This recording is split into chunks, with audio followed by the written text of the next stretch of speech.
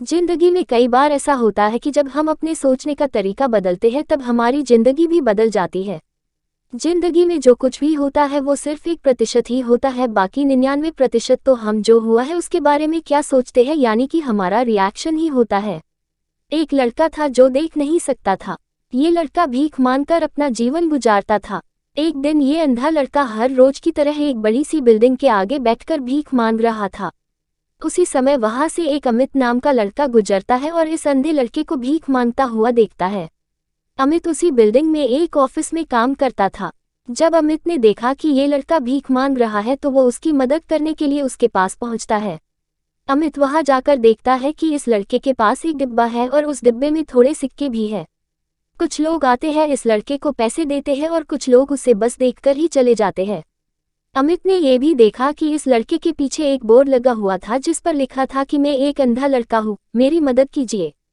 ये सब देखकर अमित अब ये सोचने लगा कि इस दुनिया में भी बड़े कमाल के लोग हैं, जिसे मदद की जरूरत है उसे कोई नहीं करता है। उस बोर्ड पर जो लिखा था उसे वो मिटा देता है और उसकी जगह पर और कुछ लिख देता है। अब अमित कुछ पैसे उस डिब्बे में रखता है और ऑफिस की ओर बढ़ता है। फिर अमित ऑफिस पहुंचता है और हर रोज की तरह अपना काम करता है। शाम को जब वो ऑफिस से अपने घर जाने के लिए निकलता है तभी उसे वो अंधा लड़का याद आता है। वो ये सोचता है कि मैं एक बार घर जाने से पहले उस लड़के को देख लूं।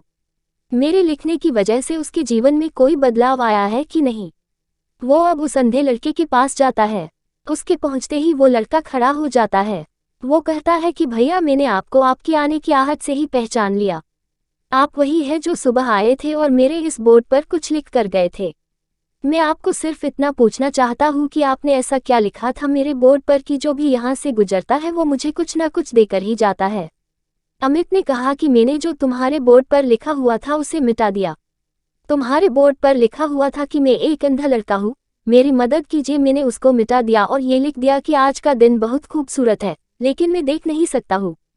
हम ये बड़ी आसानी से समझ सकते हैं कि पहले जो लिखा था और बाद में अमित ने जो लिखा उसमें काफ़ी अंतर था।